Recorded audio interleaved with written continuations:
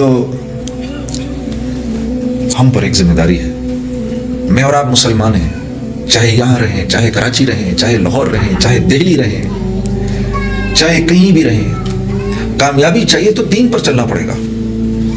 ہاں, دین سیکھنا پڑے گا.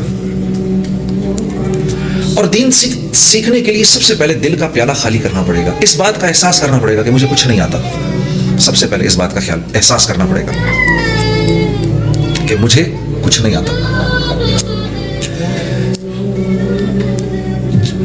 تجربے سے بتا رہا ہوں, جتنا آپ آگے بڑھتے جائیں گے آپ کو احساس ہوگا مجھے تو کچھ بھی نہیں آتا. میں گانے کی لائن کی بات بتاتا ہوں. ایک دفعہ مجھے یاد ہے, مجھے گانے کی فیلڈ میں 10-11 سال ہو گئے, 12 سال ہو گئے. تو ایک دن میں جہاز میں بیٹھا ہوا تھا, تو مجھے احساس نہیں ہوا, میری ساتھ والی سیٹ پہ غلام علی صاحب بیٹھے ہوئے تھے.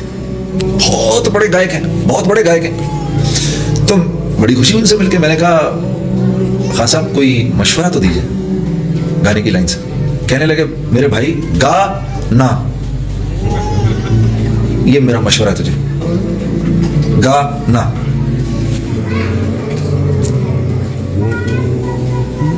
ان کی اسی سوچ نے تو ان کو اتنا بڑا بنا دیا. تو دنیا کی لائن میں شیطان خوب کوشش کرواتا ہے, محنت کرواتا ہے. محنت کون کرتا ہے؟ جس کو اس بات کا احساس ہو کہ مجھے ابھی آتا کچھ نہیں, اور جو اطمینان سے بیٹھ جاتا ہے وہ بیٹھ جاتا ہے. مجھے تو ابھی میں تو 5 میں نماز پڑھتا ہوں جی, اور آپ کیا چاہتے ہیں مجھ سے؟ نہیں, اگر تم قرآن پڑھے ہوئے ہوتے, قرآن سمجھے ہوئے ہوتے, تو تمہیں اس بات کا احساس ہوتا کہ اللہ یہ نہیں چاہتا کہ آپ صرف 5 وقت کی نماز پڑھیں. اللہ چاہتا ہے آپ محنت کر کے انعام یافتہ لوگوں میں شامل ہوں. اللہ آپ سے کہہ رہا ہے, صراط الذین انعمت علیہم, اے اللہ تو مجھے ان لوگوں کے راستے پہ لگا جو انعام یافتہ تھے. انعام یافتہ 4 لوگ تھے, انبیاء, صدیقین, شہداء اور صالحین. یہ 4 لوگ ہیں. اللہ فرما رہے ہیں مجھ سے ان کا راستہ مانگو, تاکہ کہیں سیٹسفائی ہو کے نہ بیٹھ جاؤ کہ میں تو نماز پڑھ رہا ہوں, مسجد کے لیے میں دے رہا ہوں پیسے. آپ یقین کریے, سب سے زیادہ مسجد بنانا, بن جانا بہت بڑی بات ہے, اور اس کے لیے محنت کرنا بہت بڑی بات ہے.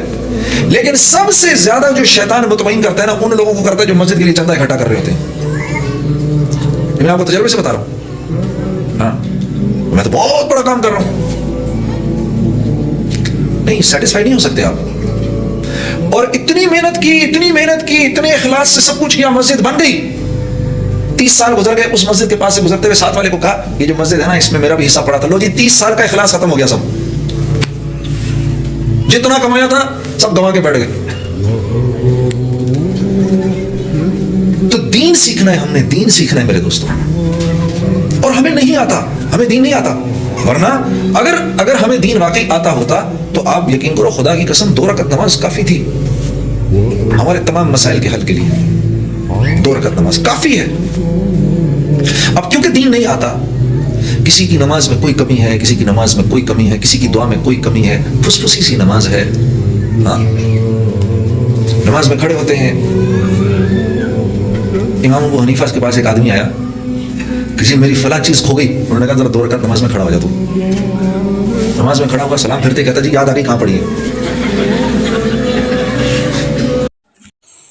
جو کچھ سنا گیا اللہ پاک اس پر عمل کرنے والا اور آگے لوگوں تک پہنچانے والا بنائے.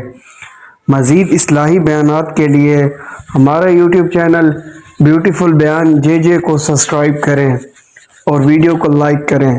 جزاک اللہ خیر.